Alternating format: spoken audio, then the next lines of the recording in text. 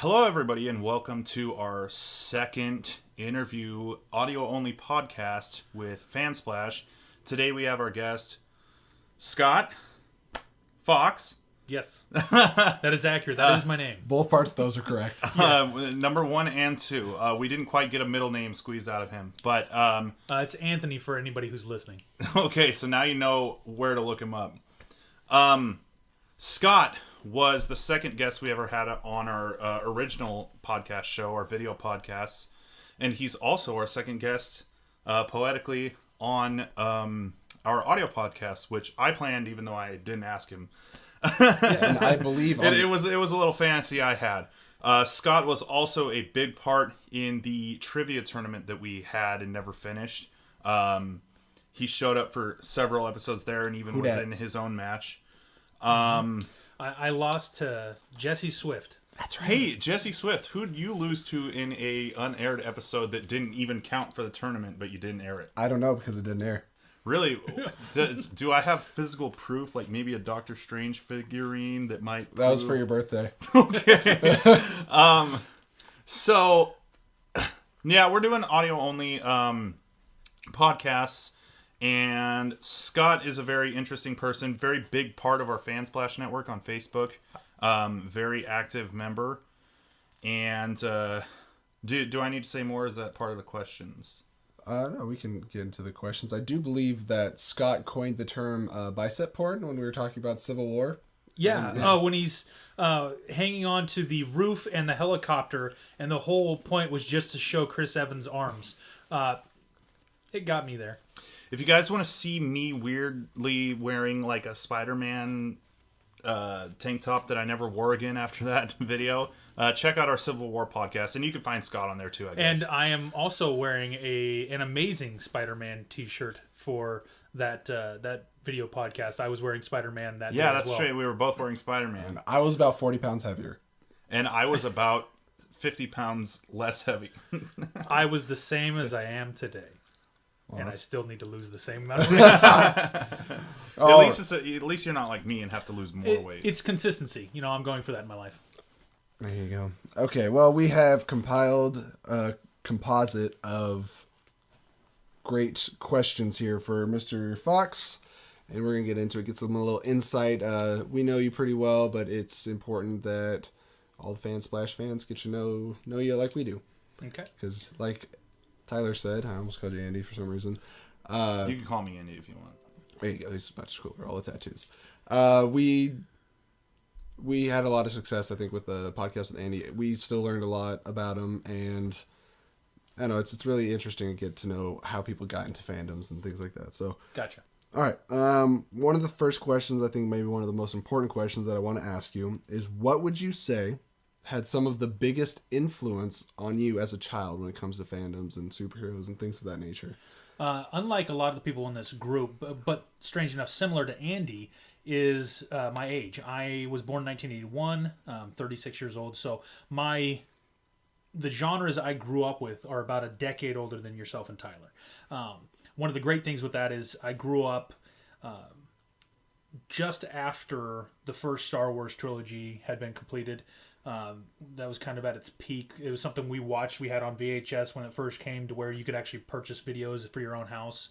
So Star Wars was a big part of it. But within that also, when I got to the age where I could really get invested and really start paying attention to movies, Christopher Reeves was Superman. Mm-hmm. And Michael Keaton was Batman.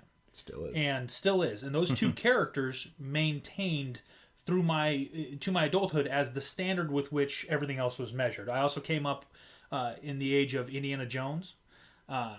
And all three Indiana Jones movies are amazing, especially The Last Crusade. That had a big impact on me. Big fan of Sean Connery. He is, in my opinion, still the best James Bond. And you take those movies into consideration. Then you add in what Steven Spielberg was able to do with E.T., which was in my youth, Jurassic Park. I feel like I grew up in this kind of golden age of movies when you definitely did. Special effects and movies and kind of trilogies and series of movies really hit their peak. And it had a huge influence on me. And I was in that age group where video games were also there, but they were the beginning video games. I'm not quite a millennial, but I'm not the Gen X either. I'm that weird group that's in between.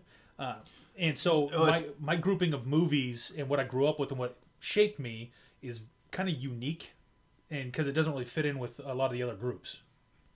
Well, you got a lot of movies, even some before your time, but they, like you said, special effects and practical effects. The melding pot with, you have Steven Spielberg, James Cameron, George Lucas, Brian De Palma, Stanley Kubrick. You have all sorts of those great movies that are part of your childhood that you grew up with. So it would be amazing to think you wouldn't be a big fanboy. You know? Movies were a huge part of my childhood, my upbringing. We didn't have a lot of a lot of money, so we didn't go out to movies quite often. So when we did, it was something that really stuck in my mind.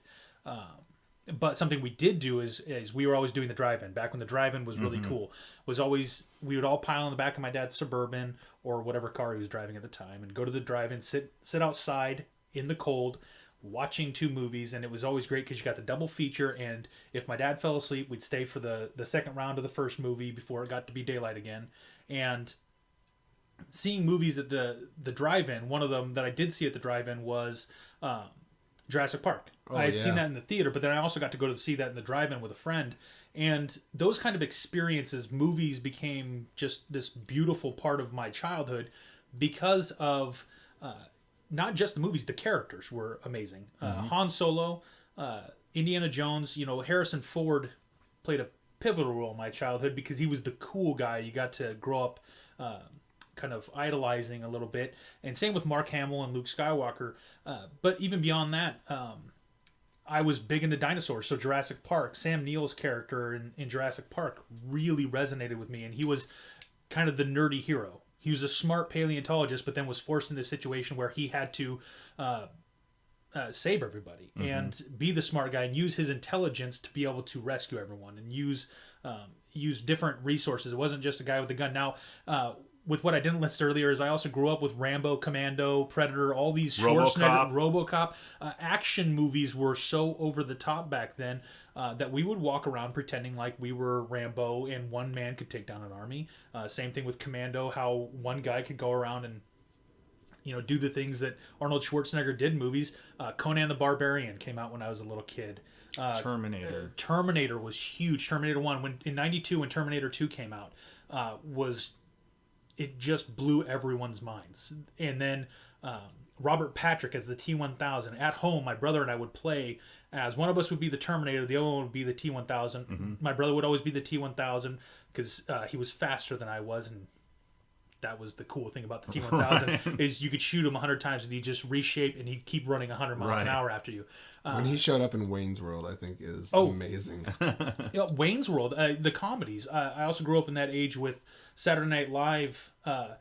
Saturday Night Live was huge in the 70s and the early 80s, and then it went through that dead chunk for the kind of the late 80s, and then really fired up with Mike Myers and you got that crazy wave of Saturday Night Live movies. Oh yeah, well they were you got Mike Myers who came in with all the Austin Powers movies. You had Night at the Roxbury. The list is huge. Those were a little bit later on. I think Superstar. But in with that, those were later. That was in my teen years. But then even just before then, in my kind of adolescent early, you had Jim Carrey at his peak when he came into with Ace Ventura, Dumb and Dumber, The Mask, Liar Liar. Literally everything he touched was gold for about 7-8 years. And even pre that on TV, which I wasn't as big of a fan of TV stuff as I am of movies, but on TV he was on In Living Color, which was it was what we were allowed to watch because Fire Marshal Bill, Homie the Clown, Damon Wayans, Marlon Wayans, Keenan Ivory Wayans, Jim Carrey. That whole cast was absolutely hilarious. And then to see Jim Carrey transition that into his movie roles, like I literally feel like I grew up in the best time to really appreciate character actors, movies, and from every genre: comedy, action, suspense, thrillers. all over the place. Horrors. I'm not going to argue. You did. There were some good '80s horrors. There was the Evil Dead. Evil Dead and Evil Dead 2, which are both good. I'll be honest, the comedy horror that followed that, which is the pinnacle part, Army of Darkness, is one of the... well, it now has come all the way back around to Ash versus the Evil Dead. Do you watch Ash versus the Evil Dead? I have not watched it because I try not to watch as much of that stuff anymore, just because, being a pastor, it's just not something I watch. However, growing up, those movies were pivotal for me.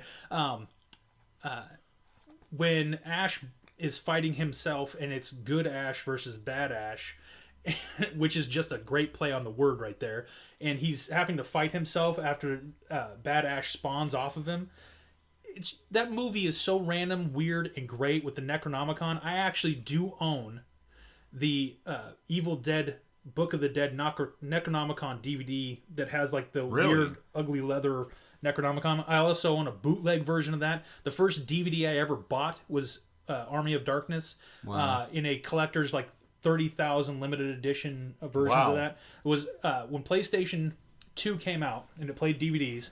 I knew I was going to buy it, and we had gotten in at Fred Meyer at the limited edition of Army of Darkness, which was like the 4th edition of the movie that we had gotten in. And I was like, I'm going to buy this one because it's in a gold package.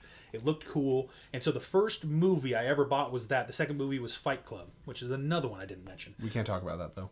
Okay. And that's the first rule and the second rule. But I agree with you when you say that you grew up in the best time to appreciate all the different stuff. I think that's really true. If I could change when I was born, that's... Well, a lot of my childhood too. I mean, it goes back to that. But we obviously weren't exposed to it nearly at the level that you were, especially growing up with it. So that's incredible. And I think that it's something to say for that era is that we were obviously born a decade later. However, the most impactful films that I can think of in my childhood are all from the 80s. The Back to the Future and all that, the Gremlins. Star Wars, obviously. Back to the Future. So that's the thing is we could sit here listing off movies for days. We could talk about we could do a podcast about the 80s. Yeah. But we won't. I feel like it's this era where everything's become iconic. It's dense. And now it's become almost it's a cool thing to appreciate the older ones because of how good they were. And some of them, the campy B-80s movies, are now looked back on as that's a cult classic. Is the first Tremors 80s or is it 80s. early 90s? It's 80s. And matter of fact, that is on my list of one of the questions we're going to talk about later is Tremors, about how it did not need sequels. Because the first Tremors, and I know we disagree, I love the first Tremors. The 9 sequels that preceded it. I think they overplayed Michael Gross's character like a lot, by a lot. Just a smidge. But the first Tremors movie with Kevin Bacon, and Kevin Bacon literally felt like he was in everything. Footloose was in my childhood. Mm-hmm. Just one more thing that was amazing about growing up. To be fair, Kevin Bacon's still in... He's everything. Still in everything, yeah. Actually, I think they can change it to 2 degrees to Kevin Bacon at this point. All right, I'm going to use that as a jumping off point onto the next question, which I think is really key, especially talking about your pastor life and things like that, as we want to dive a little bit more into the life of Scott Fox. So out of this group, and actually out of really anyone I think that we've had on the show, you're the only true family man. So I have to ask what a day is like in the Fox household, and especially with how your fandom and past has really impacted your lives. Like, how's Halloween got to be?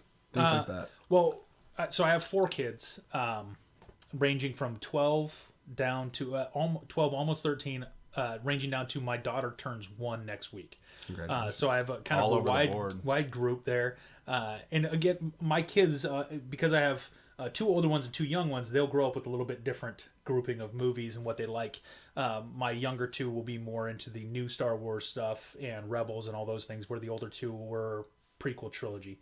And Are they big into Darth Maul? They do. They love Darth Maul. Actually, my oldest one is hardcore about Kylo Ren. He really loves Kylo Ren. One of the first things he wanted was the Kylo Ren lightsaber with the crossguard. So it plays a pretty big role. We're all fairly nerdy. I'm not gonna lie. One of the things that my wife and I have in common is that we both have a deep love for Star Wars. We also both have a fairly strong love for Harry Potter. Where we differ is that I think Lord of the Rings is better than Harry Potter, and she thinks Harry Potter is better than Lord of the Rings. But we agree that Star Wars is great. That's a real feud. It's not. that Well, the thing is, I can appreciate both, and as long as she's okay with occasionally me throwing in the extended versions of Lord of the Rings and nerding out for a couple hours or 4 hours to watch one of them, that's okay. But we all have our own genre of movie that we really like, and it's been kind of one of these things that we've done together. Is we go see a lot of movies. My kids love movies. They love the characters. Immediately when we come home, they want to pretend they're the characters. Star Wars being a huge one. Even my 2.5, almost 3-year-old, he loves to grab the lightsabers. And right now, for him, most of the point is just smacking stuff. But he does like to pretend that he is a Sith. He always grabs the red ones. He's kind of an angry kid.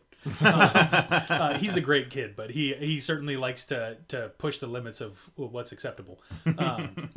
But every one of them does that. So for Halloween specifically, every year it's all over the map.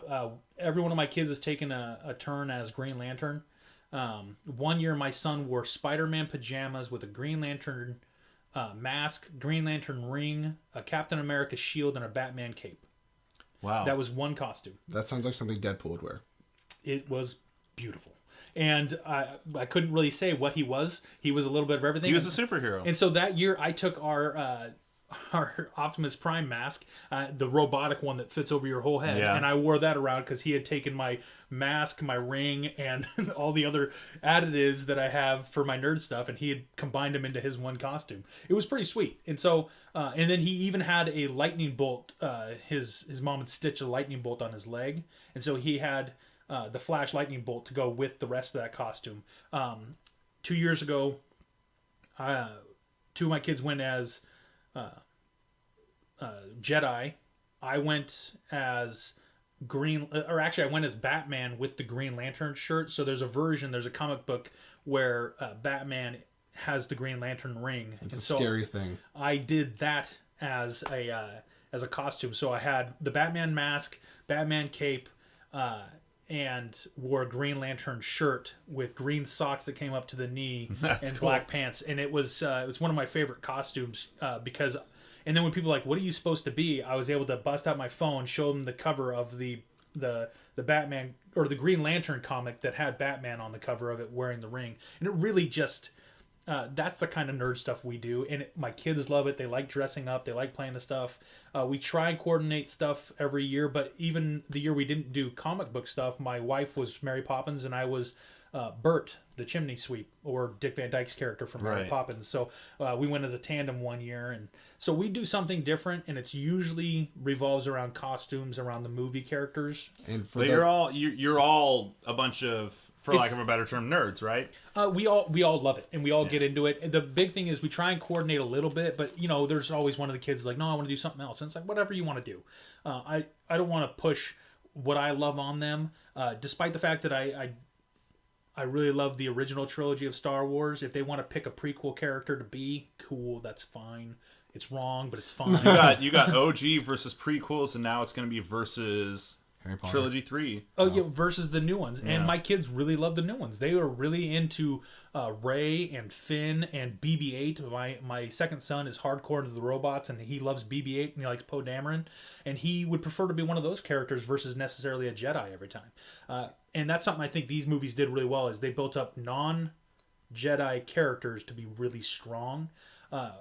Whereas in the original, yes, you had Han and Leia, but there weren't the diversity of characters that were really strong people that somebody would want to emulate. There was only, for the most part, Luke, Leia, and Han. I would agree with that.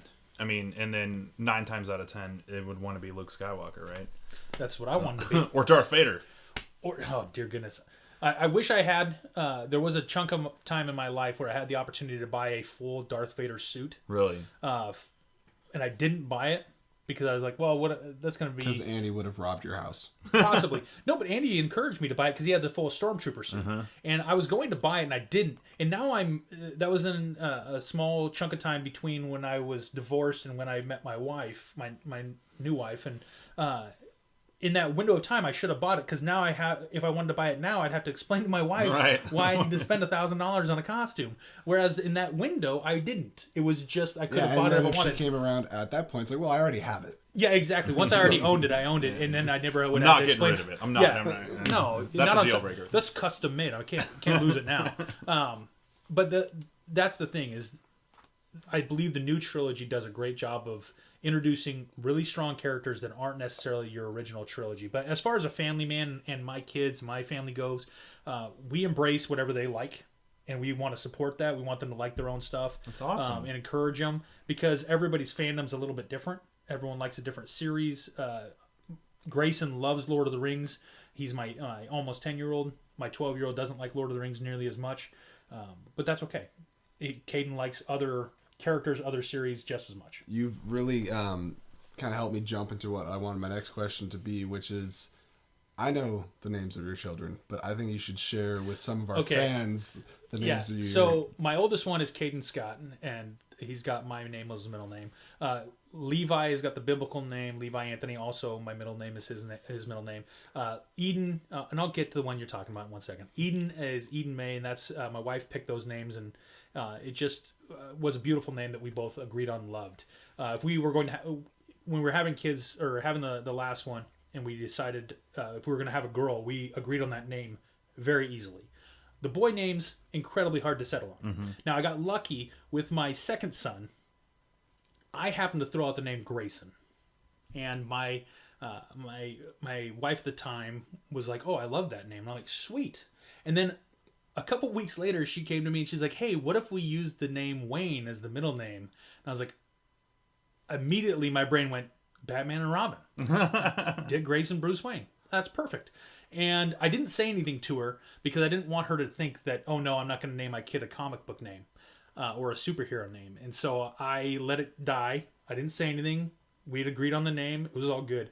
First time I told my dad, right in front of my now ex, we were talking and I said, he asked if we had picked a name. And I go, yeah, we're going to go with Grayson Wayne Fox. And he goes, oh, Batman and Robin. I'm like, shh, dude. And my ex immediately perked up like, what'd you just say? I'm like, nothing. Don't pay any attention. Luckily, we had given it a couple weeks for that name to sink in and set in as our baby's name before she had heard that, so she was able to stay with it. But my second son, Grayson Wayne, is Batman and Robin. Wow. Yeah. It wasn't intentional, but it worked out perfectly. And the second she said Wayne, and my brain put the two together, I was like, oh man. Also my middle name. So awesome. Wayne, yep. It's a good name. And Grayson will forever get to be Batman and Robin as his name. I really want to have an Oliver Parker Swift.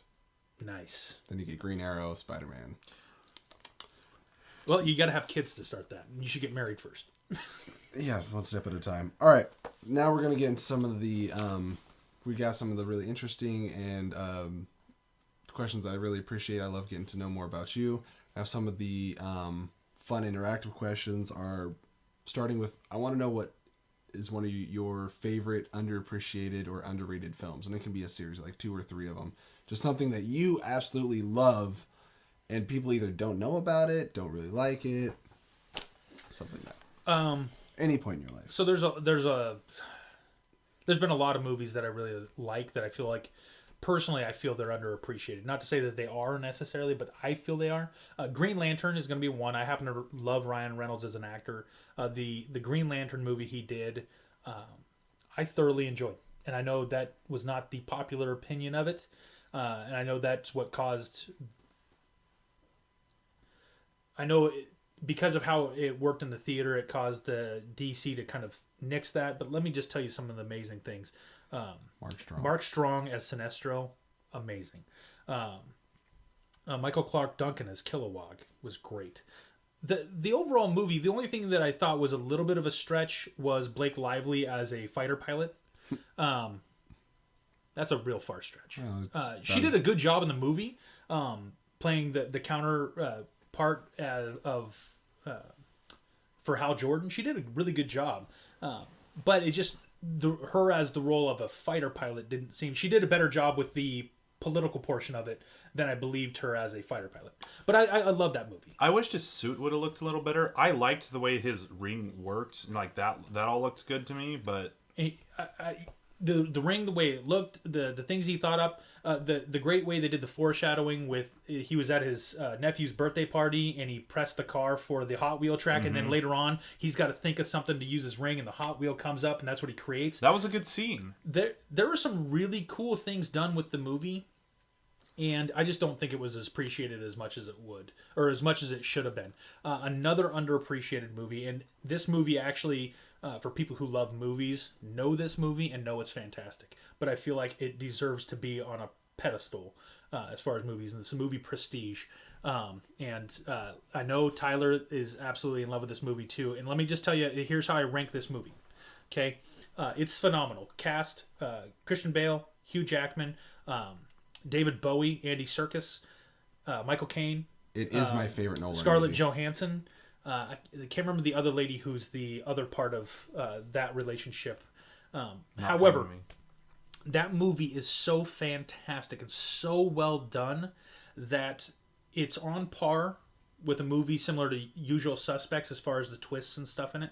But I'll tell you what, most people, when you ask them the greatest movies they've ever seen, the movie Shawshank Redemption comes up near the top. And I would agree 100%. Shawshank Redemption is amazing. I put Prestige on the level with Shawshank Redemption. Wow. Because of how well it is done. And you're right, it is Christopher Nolan's best movie. A lot of people try and say Inception's one of the best, or the Dark Knight trilogy. Prestige is amazing. And so I put that movie up on a very high pedestal as far as quality movie. And whenever I meet somebody who hasn't seen it, I encourage them to go home tonight and watch it. And if they have seen Netflix. it and they don't, if they have seen it and they don't love it, I encourage them to rethink their thoughts on movies because it's what's crazy? It's so good. I hadn't seen that movie before a year ago, and Cody actually was telling me about it. I was like, I don't think I've ever seen that. And then I immediately fell in love with it. It was such a good film, and I watched it I've seen it countless times now. There's two movies that came out at the exact same time. One was The Illusionist with Jessica Biel and Edward Norton, where he's a magician. Fantastic movie. It's really good. But it was another magician movie that came out at the same time. So I think The Prestige got kind of mixed in with just another one of those magician movies that hit at the same time. But The Prestige is deep. It's deep. It's got layers to the movie. The plot twist when you find out the background behind each one of the characters and what's happening. And as it goes on and you just keep learning more about each one of them and how they got to the position that they're at, it just blows your mind. The way the title plays into the film in every possible aspect, it's just so... It gives me chills. The revenge portion of it. Yeah. And then there's the things, and not to ruin it for anybody who hasn't seen it, but the things like why he couldn't remember what knot he tied. Right. As you find out that it might not have been him tying the knot. You know, the layers. And then after you know what the movie's about, you go back and watch it, it's just as good. And I say that's why I put it with Usual Suspects is... It's flawless. When you watch The Usual Suspects, you can go back and watch it over and over again, and there aren't any holes. Sixth Sense is another one. If you watch it and you go back, there's no holes. All you see is, how did I miss that the first time? Now it all comes together. Right. So the Prestige, the same thing. When you watch it back, you're like, this makes so much more sense. And so you can watch it enjoyably multiple times because it's good every time, and there's something to take from it every time. Right. It's like a well-written comedy. The jokes are so fast and they come so quick that you have to watch it 5 or 6 times to really catch them all. Right. That's kind of how the movie is. You watch it more and more times that you finally figure out where all the pieces are, and they all work so seamless. And The Prestige is possibly one of my favorite movies ever.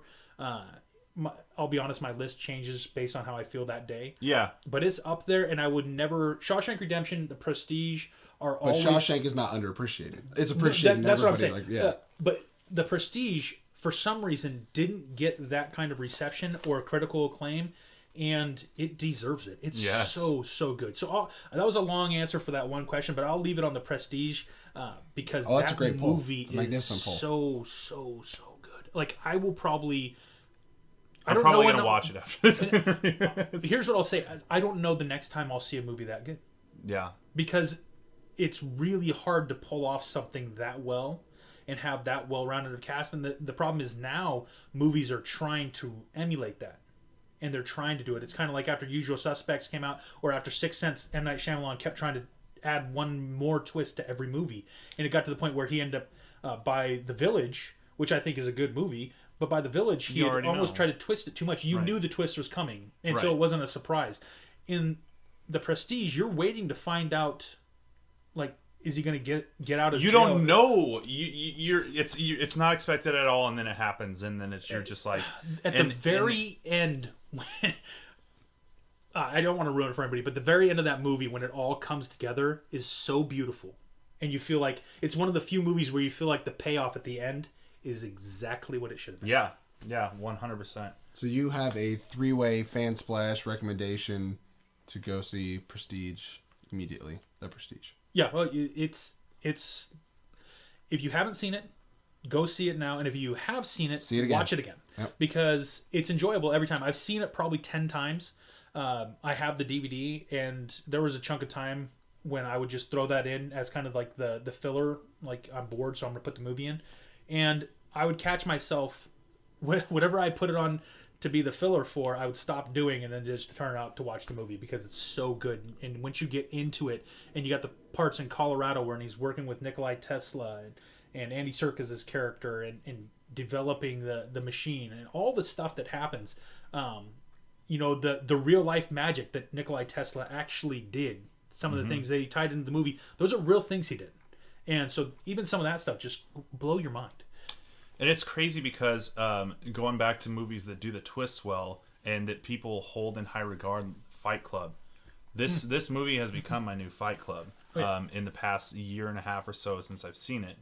I always thought, what could be better than Fight Club? What could be better than Fight Club? There are plenty of movies that are better, but do they make me feel the same way as Fight Club did? As far as, like just the all around sense and feel of the movie. And I think The Prestige... Again, I don't want to make this whole podcast a plug for The Prestige, but it's... So we're with you. We're with you. It is so vastly underappreciated. But it's so good. So good. So, we can move on. So that's too interesting. Green Lantern, Prestige. Go watch them. Yeah. All right, moving on to the next question. And this is kind of what really brought you to the forefront of the whole Fansplash network and got your name known amongst our whole group and not just some of the people that watch the Civil War review, but you've been getting very involved with the page and coming up with the Fansplash 5, and I just want you to explain to some of the listeners what is the Fansplash 5, how did you come up with it, what kind of made you want to take that approach, and take it away. So one of the things that was happening with the podcast is the length was getting to be a bit much, and we were spending less time on the list and more time on debating each one of the things on the list. And there was a lot of discussion time with very little of the content time, or the content was stretched out over too long of a length. And so the idea, and I'm using my hands to speak, and you can't see that, but just so you know, I was making a large gesture. The fish was this big. Yeah, exactly.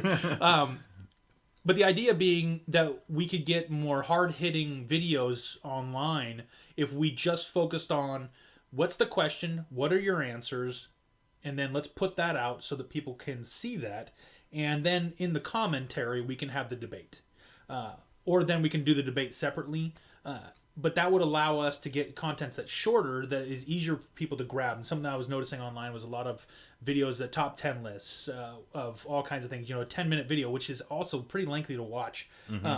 But if we were able to get top 5, and the reason for the 5 was the Fansplash, and I was using the F, and the Fansplash 5 just, the first time I said it in my head, it sounded perfect. And I was like, all right, well, I'll run that by and we'll see what it is. And that gives us a chance to rank your top 5 of whatever the category is. And we've thrown a bunch of them out there, and they're always fun because you get to hear people's opinion about, well, strangely enough, like the video game movies. We had 4 of the same 5, or 4 of our top 5 were the exact same out of rank, but they were ranked differently. But we put 4 of the same movies in there. We were ranking video game movies. I don't think mine were in any specific order, but yeah. But it's still the fact that we right, 4 out of 5. Yeah, came together, and that's the thing, is just trying to get people to throw out what their list is, because everyone's got a different opinion. Stuff like that. I will say, without a doubt, out of everything that Jesse and I have done, or that all of us have done together, your Fansplash 5 is without a doubt the most hard hitting thing. Yeah. So in a way, you were right.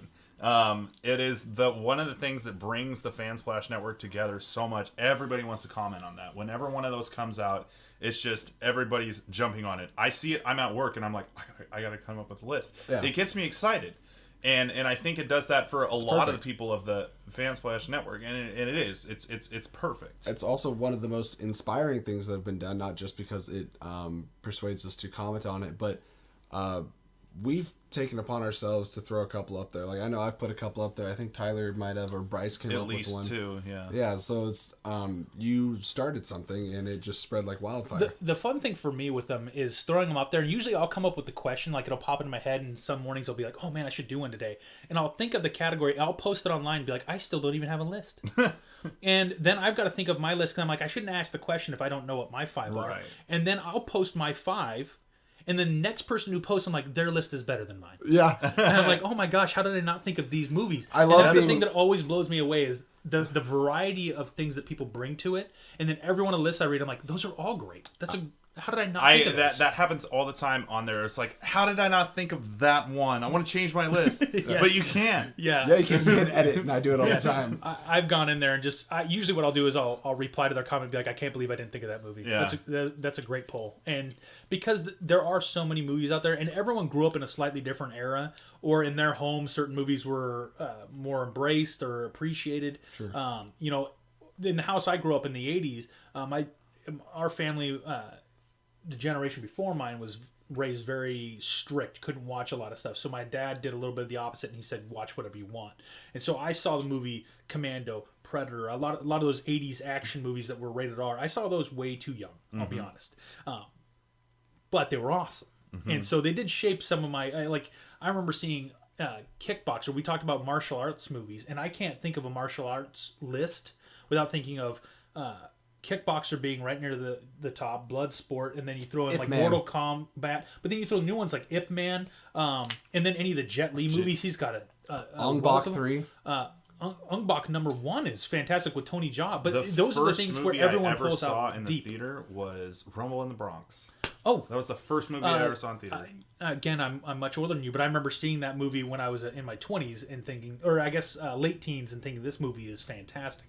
And that was Jackie Chan was just breaking into America, and that was his first major launch movie. But then he followed up with Super Cop and a bunch of other ones that all just... His acrobatic style of martial arts was amazing. But that's the kind of thing with the Fansplash 5. You throw a list out like that, and the next thing you know, you're thinking, I got to go watch these movies again. That's why I absolutely love it. It sparks a lot of conversation, and it sparks it in creativity as well. Absolutely. And I think our next top 5 should be underappreciated films. Just having that conversation with you, I would love to hear what other people think. Because one of the movies I never hear anyone talk about is Shanghai Noon. Oh, Shanghai Noon talk about a little Shanghai Noon. The funny thing about Shanghai Noon is Owen Wilson is such an awkward cowboy. Yeah. But he's such a great cowboy. And like specifically the scene where Jackie Chan pees on his shirt to bend the bars, and Owen Wilson's whole character is like what are you doing peeing on your shirt? And he goes, oh, I didn't know that would break us out. And he goes, yeah, peeing on the shirt that bends the bars. He goes, no, you didn't. Piss bend bar. Yeah, you didn't say piss shirt bend bar. Like that's not what you said. But those kind of things. There's a lot of jokes. You said wet shirt don't break, not piss shirt bend bar. Yeah. It was something like that. Shanghai Noon was very good. I wasn't a big fan of Shanghai Nights. No, nobody was. But movie's ruined by a sequel. Well, I'm going to write that on for my list later. But those movies are great, and that's one of the fun parts about doing the Fansplash 5 is because you get to hear things that, and when people start developing the list, like it just blows my mind how sometimes it's hard to think of movies, and so you put together your list out there, and then you start hearing other people's stuff, and you're like, oh my gosh, like I really need to think about this more. And the inspirational, like you said, and like I mentioned a minute ago, the idea of after you hear some of those, you're like, I gotta watch this because I haven't seen it. Or somebody posts something new and you're like, okay, I should see what that's about. And so you do get a lot of good feedback quickly through top 5 lists, and then the discussion, because without a doubt, Jesse's gonna say he loves Man of Steel. Kelsey's gonna say it's an abomination of Superman. Yep. And that's going to spark conversation in the group, and we're going to Kevin Costner, blah blah blah blah blah.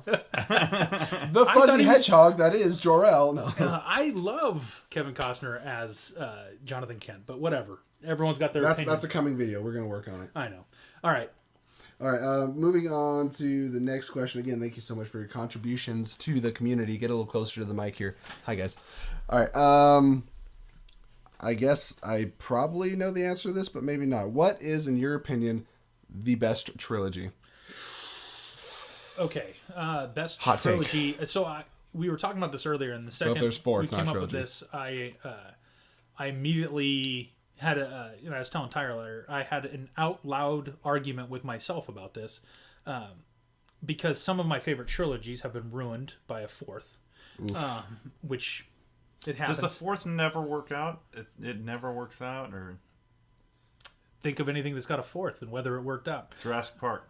Oh. Well, let me just say this. I ran this down to, and I'm going to throw out Kingdom of the Crystal Skull, but the original Indiana Jones trilogy, I think that's fair. the original Star Wars trilogy versus Lord of the Rings, for three trilogies that absolutely, because of, like we discussed earlier, my childhood, my upbringing, everything that I love about movies and characters, those three resonate with me on a deep, deep level.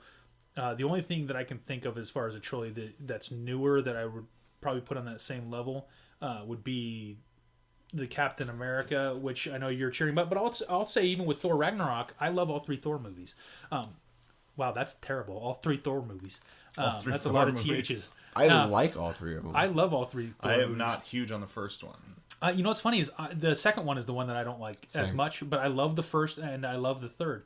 The second one is okay, but I think they just shortchanged Malekith. But anyways, thinking about a trilogy that I really deeply love, and this, I'm going to go with J.R.R. Tolkien's Lord of the Rings and what Peter Jackson did. And the reason why is because I love the books too.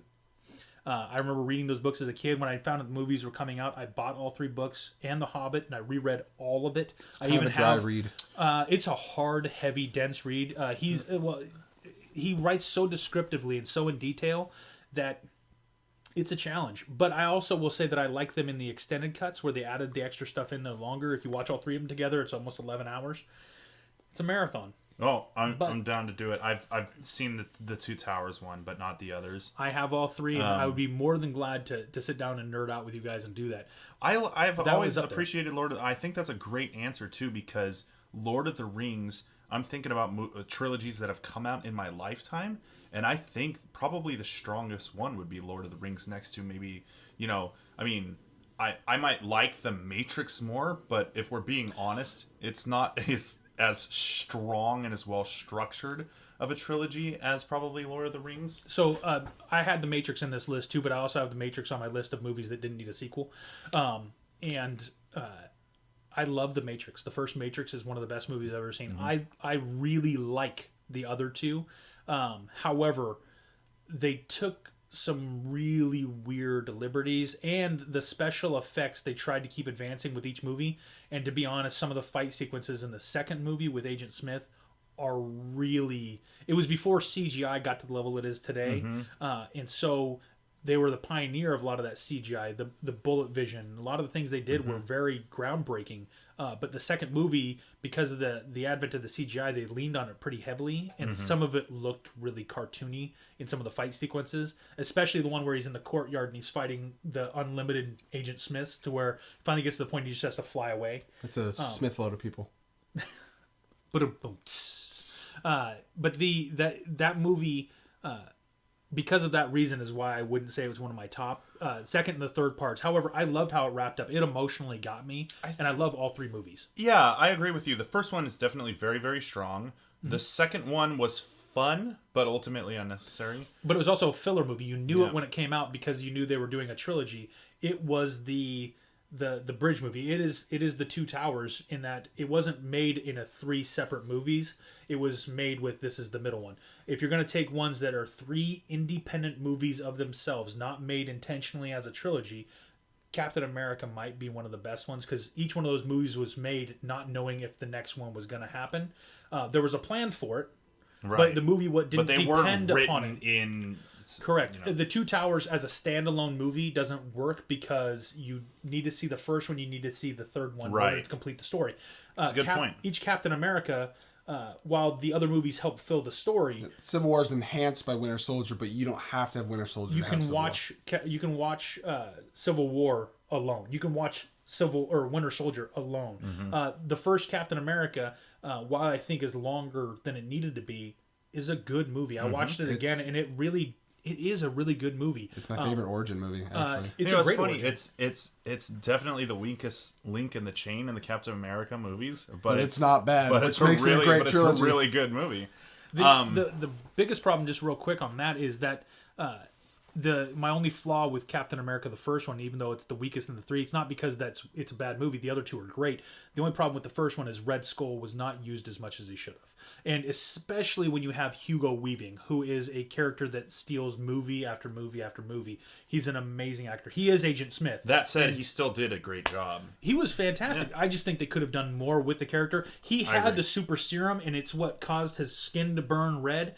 And so he had the super strength that Captain America had, but you never really got to see them in that full-out battle like we should have. Their face-to-face interaction was very limited, and it's disappointing because I guess you do at the end of the movie when they're in the plane that's flying away to go bomb America. You're seeing those two fight it out, but it wasn't as much as it should have been. Yeah, and I felt like at the end of Captain America I was lacking some. So with all that being said, when I came down to the end, I really had to look at Lord of the Rings, because if there's a movie right now that I've got some free time that I would just throw in, it's one of the Lord of the Rings movies. Well, it's more some free time. But at the same time, because I have the extended cuts, you can watch each one of the extended cuts, all three of those movies, in 2 parts. Right. And so you can break it down into smaller chunks, and you could do six viewings to watch it. But they're amazing, each one of them, and the total story arc of Frodo Baggins, Samwise Gamgee, and Merry and Pippin. Then you get with the other Fellowship of the Nine, Aragorn, Boromir, and the way those stories are interlaced through the entire things, and where it really comes up at the very end. And the moment at the end when Aragorn is crowned king, and then goes and kneels to the hobbits, it warms my heart. The only disappointing thing is that they did not, like the books, they did not have to go back and retake Hobbiton and the Shire, which they originally had to do in the books. They didn't have to do that. They just went back to a peaceful return home. But still, my favorite trilogy. Yeah, I think they hold up really well. I've only seen them a handful of times since they came out, but it's always an experience. Peter Jackson did a fantastic job with all three. Too bad he couldn't do that with King Kong. The name I would like to drop into the hat is the Blade trilogy, but other than that, I would like to move on to the next question. Okay. All right. This might be the most important. What is it about Shazam that makes him, I believe, your favorite DC character? Or at least in the top spots. I'll say it's from my childhood. So when I was a kid, there was a TV show called Shazam. It was already off air by the time I was a kid, but it was on reruns. Mm-hmm. And so I remember the Shazam television show in the early 80s being rerun. Again, back, you guys wouldn't remember this, back when you only had a few channels, and occasionally it would come on. It'd be like I had Bonanza coming for a long on or time. something. It'd be like what? Bonanza coming on. Correct. TV or something. Yeah, it was a rerun. It was cool. But I remember as a kid always wanting to be Shazam. I always wore my red underwear on the outside of my clothes so I could be Shazam, have the red suit. And it was just the character that I gravitated to. Plus, it was a kid who got the superhero powers. And then to be honest, I always just kind of remembered Shazam a little bit from my childhood, like little glimpses of him. And but he's never been really prevalent in pop culture whatsoever until the Injustice series came out and they relaunched. Plus, then they also did the Superman Shazam versus Black Adam movie, the animated movie. That was really short, but it was well done, and it kind of helped fill in some of the story. And I thought it was really cool. I thoroughly enjoyed that. And then the video game did some more of the backstory stuff. Plus, the Injustice comics were great. And Shazam, just being one of those characters that I remembered loving, I immediately gravitated to. And I really love the idea of a character controlling lightning. It's always been something cool. Raiden in the Mortal Kombat games, Thor, the God of Thunder, and Shazam kind of being that lightning guy. That's why I also liked Flash, because when you ran, the lightning bolts sparking off. But Shazam was always cool to me. And when they kind of launched out, and then there was also a special edition DC action figures. They came out for their 75th anniversary, and they had a Billy Batson and Mary Batson, his sister. They had the superhero versions of both of them, because she also garners the power in a different version of that. And so Shazam, just as a little kid, thinking that you could have the power by yelling Shazam. Yeah, he was. You would do it. But that was also when he was Captain Marvel, not Shazam. He was one of the first times in comics that we see a kid that gets to be a hero in his own right, and he's not a kid's sidekick. He's not a Robin. He's not a Speedy. He's not Aqualad. You know, he is a superhero that can go toe-to-toe with Superman, and often has and will beat him when it becomes necessary. A lot of it will play on the fact that Superman's one of his vulnerabilities is magic, and Shazam's powers coming from the wizard Shazam, his power is magic power, and so he has the capabilities of a Superman with magic, Not to mention through magic, not natural gifting, because obviously if he goes back to Billy Batson form, he's in some serious trouble, which almost cost him in the Superman Shazam comics. Before he could say Shazam, Black Adam covers his mouth and stops him, which could have been the end of it, but they use that as a fun way to play in the movie, and it was good. I just love the character, and most of the reason Shazam has always been my favorite, or is one that I would put right near the top, is because of my childhood. When things get ingrained in your head when you're a 4 or 5 years old, or 5-year-old, as far as your heroes, those stick with you. Or younger. Jurassic Park is the same way for me. Everything you were saying about Alan Grant, it was the same for me. The movie is coming up for Shazam. That's where I was going to. Yep. Damn, and I beat you to it. No, sorry. That's okay. I am excited to see what Zachary Levi brings to it. He can do that childish type of character, where just because Shazam has the powers of an adult, or Billy Batson gets the powers of an adult and the strength and all those things, he's still a 13-year-old kid, 14-year-old kid, depending on what version you're using. And because of that, he's got a kid's mentality and a superhero body.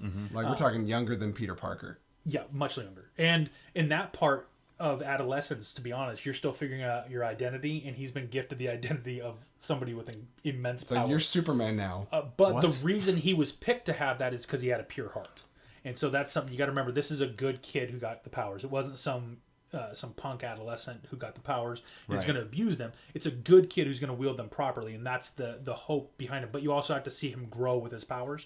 And so I'm excited to see that. I know some of the pictures have been a little questionable as far as what kind of suit, how big is he going to be? Is it going to be a comic type of superhero movie, or is it going to be serious? I'm curious to see how they're going to play the whole villain portion, who they're going to utilize in that. Or in what I know, Mark Strong is in the movie. Dr. something. Yeah, and to be honest, I'm going blank on that right at the moment. But what if he says Shazam and he turns into Shazam? Is the suit come with that, or yes. can we imply that like maybe they're doing a spin on this suit was designed by a child of what he wants as a superhero? It's very possible. I also think that they're going to add CGI over the top to maybe give it the lightning spark, so maybe adjust the color a little bit, maybe add the glow to the chest, some of those things. But also that depends on how ramped up he's using his power. The more lightning he's using, the more he's drawing on his magic, then that suit charges. Well, if we look at like set photos of Ben Affleck's Batman suit, we don't really have a lot to go with. So I think it's fair to say that it very well could be. Yeah, and that's what I'm hoping for. But the biggest thing is with the villain portion, I'm hope there's a build up, and that I hope, unlike some of the DCEU, which has been a struggle, I'll be honest, despite the fact that I love a lot of it, there have been struggles with it. Because I'm a DC guy versus a Marvel guy. And I love a lot of I love almost all the Marvel movies. But I'm at heart a DC. I'm a Batman kid. Again, Christopher Reeves and Michael Keaton. That was my childhood. Shazam was a part of my childhood.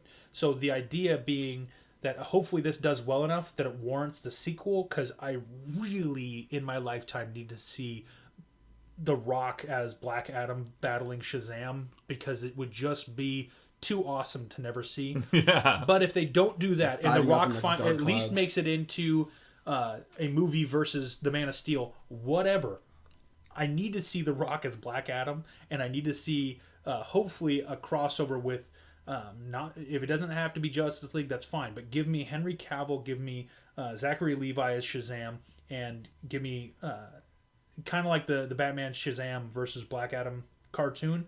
Give me that in movie form, because you can't deny that The Rock would be amazing as Black Adam. He's just too good and stuff.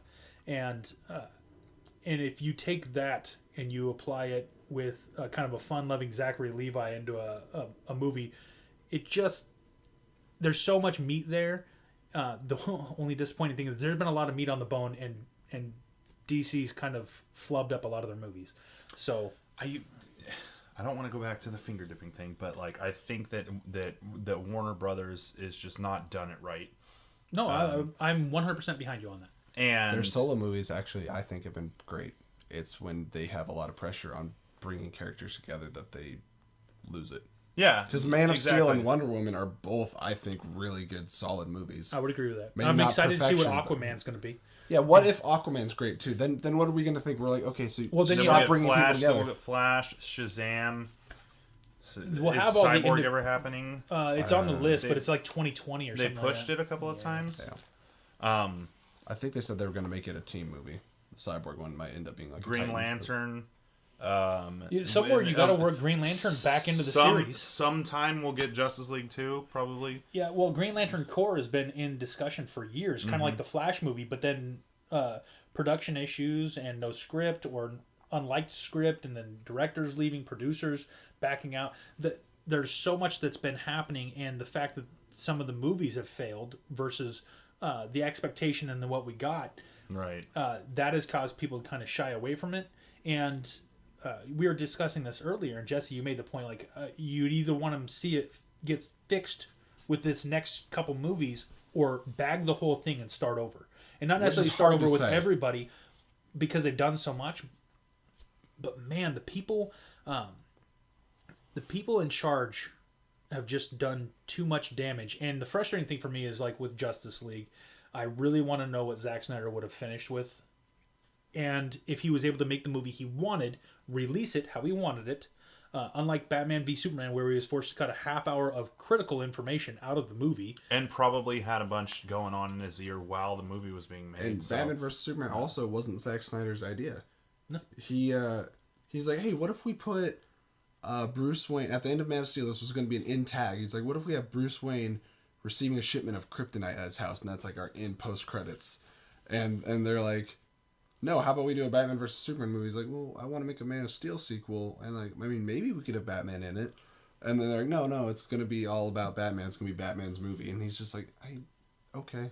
It's just frustrating because the opportunity was there to do a lot of really good stuff, and it didn't gel. And then when Zack Snyder had to step away and hand it over to Joss Whedon coming in late, and I'll be honest, the worst CGI I've ever seen in a movie, and I've seen a lot of really bad movies, was Henry Cavill's face. I don't know how they could not have... I know there's the whole thing about his mustache. Well, guess what? Don't reshoot those scenes. Right. Leave it out. If you can't do better than that, the opening scene with the cell phone video of his face looks so messed up. He's got a pointy chin that's to the side. It's almost like... You have to go deep with me on this. Nintendo 64, yeah, Super Mario 64. You used to be able to, on the opening thing, pull Mario's face every direction. It looks like somebody pulled his chin, pointed it to the side, and then pushed his upper lip up into a wad, and it looks jutted off his face like he's got a weird I guess this will be audio, so you can't see. It's like a river. And from that moment on, I couldn't watch the rest of the movie without staring at his mouth to see if it was actually him or not. And it's so clear when it's original footage versus reshoot that you're like, oh my gosh, this is. And I argued against it for a while because the first time I saw it, I saw it in the cell phone footage. It's obvious. For the rest of it, it was kind of like, he's just got a weird but we've had conversations where you can't really see it if you're looking at it. And he's like, bro, look at it though. And then the problem is once you look at it, you can't not look at it. What has been seen cannot be unseen. He might as well have had a booger hanging out of his the whole movie. It's that obnoxious. Yeah. And it's, despite that, like you said, if you don't look at it, it's not that bad. However, I love the movie. I did really enjoy Justice League. It's a fun movie. Superman's portions are a little forced in a lot of the movie. But we got the Superman at the end. Kind of takes away any need for a cyborg origin movie. There's a lot of flaws to him picking up an entire apartment complex and flying it away, but it was But it's cool. so comic book. It's so comic book, and it's so awesome. Let alone the fact that if you pressed an entire building up by one spot in the bottom, the rest of the movie or building would collapse around you. It looks awesome in the movie. Or the scene when he's beating up all of the Justice League, and the Flash tries to run around behind him, and as he's holding off and beating everyone up, he looks backward and he's still tracking the Flash at light speed behind him, and the Flash is almost like, what in the hay is and just going hits on? the brakes like, no. Yeah. There's some amazing things in that movie that really were well done. There's just some things that fell apart. Him carrying the complex was so great because of the comedic timing of it. You have like the Flash pushing the truck. He's like, "Oh, I did good." He saved 4 people, and he's like, "Yeah, that's right." And he looks back, and Superman's saving a building with all the people inside. Well, Batman had just got done telling him, save one. Just save one person. Yeah, exactly. And everyone's getting their ass kicked by Steppenwolf, and he just proceeds to kick the hell out of him. And he's like, "Is this guy still bothering you?" It was so like tra la la la. Yeah, I loved it. He was your cheesy, kind of like Christopher Reeve saving the cat out of the tree. Like comes in, "Excuse me, miss, can I help you?" Yeah. And it was so perfect. There are a lot of great things to really appreciate. It's all the things that like we've grown to know and love about Superman growing up with all the previous movies meshed with Justice League, which typically in like things that I've seen in the past, I haven't really been into Superman because of all those reasons, but I think it meshed pretty well. Yeah, Arctic Breath wasn't explained, but we got to see it. It was cool, and anybody who knows anything about Superman sees that, and they're immediately pumped up. They're like, "That's awesome!" And you don't need a whole lot of background about it. He just figured out that he could do that, and there are so many layers to these things. And if anything, that's just one more extra thing. And for people who are Superman fans, it's cool. And the Arctic Breath was something that I'm glad they broke it out because it was not even mentioned in any of the other portions. Sure. Yet he knows he's got it. There's a lot of good there, and as far as the heroes, now when I think of Superman, I grew up with Christopher Reeves, and he is Superman. Brandon Routh, Dean Cain on TV wasn't Superman. No matter how much Nicolas Cage wanted to be Superman, he is not Superman. Well, technically, Teen Titans Go, he will be Superman. Just the voice. But let me tell you, Brandon Routh, I thought, did a decent job. He was big enough, and he looked a little bit the part, but the movie didn't come together. Even though Kevin Spacey was a great Lex Luthor. He needed to be Lex Luthor in this movie. Or in... Mark Strong. Could be a great Lex Luthor, but I would still love to see him come back as Sinestro, because he was perfect for that role. But... Henry Cavill I see as Superman. When you tell me Superman now, it no longer goes straight to Christopher Reeves. Henry Cavill is visually there because Henry Cavill also physically brought the presence. The crazy thing is, if you're talking about physical presence in a character, that's why Ben Affleck is Batman. Is because he is the first actor to look like he could be Batman. He is huge. And to the point he actually side by side dwarfs Superman. He's 3 inches taller and came in 25 pounds heavier. Well, I mean, he looks the part. He has to, because he has to be Batman, who doesn't have any powers. That's true. He doesn't have the natural gifting. He has to physically be able to do it. But he's believable as... And the great part about... And we've had this conversation, Jesse, where... I know we're getting off on a tangent, but Ben Affleck as Batman is the first person to make you believe that he's Batman, and then Clark Kent... Or Bruce Wayne is the alter ego, versus he's Bruce Wayne, who's also Batman. No, he's Batman. And everything he does as Bruce Wayne is just to help him be Batman. Right. And help him out being Batman. He's not a guy worried about running his business. He's a guy who's worried about how can I be Batman more. And he's so fantastic in the role, and I think underappreciated by some people, but so good. He used his Bruce Wayne persona to get farther ahead. Like when he's at Lex's party. He's like, I'm here because I'm Bruce Wayne, but now I'm going to go do all this research and like hack into the computers. Even recruiting the Flash, when he's recruiting Barry Allen, and he's like, "What's your superhero or what's your superpower?" "I'm rich." Yeah. You know, that line alone is exactly like, listen, I've got a ton of money. That's what my power is, and I'm going to use it to fight crime. And that's it. Ben Affleck did a great job. And I really hope he at least gets 1 more or 2 more movies out of being Batman before we see him scrapped for somebody else. I think if we could get a Batman solo movie with Ben, I could be happy after that. Like I would be sad to see him leave, but I just want him to get. Technically, Batman v Superman is a Batman movie. Pretty much. I mean, Henry Cavill's got very few lines in that movie. Yes, that's very true. I just would be sad to see him go because I'm totally with you guys. I really appreciate him as a Batman. I want this DC thing to be, even if it had a rocky start, I don't care. It can grow to, you know, the MCU didn't have the, you know, all the perfect movies at every time. The Incredible Hulk is not incredible. Right. Well, that's even worse than that is Hulk by Ang Lee. That is awful. Yeah, that's one of the most boring movies I've ever seen. But yeah, I mean, he should just be in it for the long haul until they kill Batman. Yeah, or And like bring in Terry Guinness. Or McGinnis, whatever his name is. There's a lot of things they could do, and all that coming off that question about Shazam. DC, since I was a kid, has Thank really you for been bringing it full circle. And I try, and but Shazam is one of those characters. That's why I'm in love with the DC EU. Because as a kid, I got engrossed in Superman, Batman, Shazam, all those things. Even Aquaman, which thank the Lord they got Jason Momoa to play Aquaman, and Aquaman is cool for once.